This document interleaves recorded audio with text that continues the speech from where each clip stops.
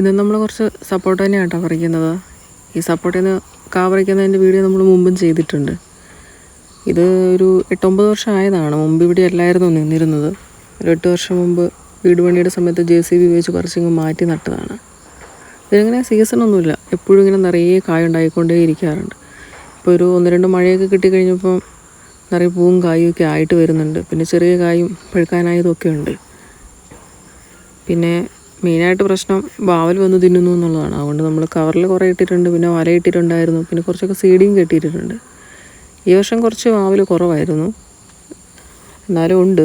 പിന്നെ കവർ കെട്ടിയിട്ടുണ്ടെങ്കിലും വാവൽ കവറോടുകൂടി തന്നെ പറിച്ചുകൊണ്ട് പോകാറുണ്ട്. പിന്നെ ഇതിന് മെയിനായിട്ട് 2 ടൈപ്പാണ് കായ ഉള്ളത്.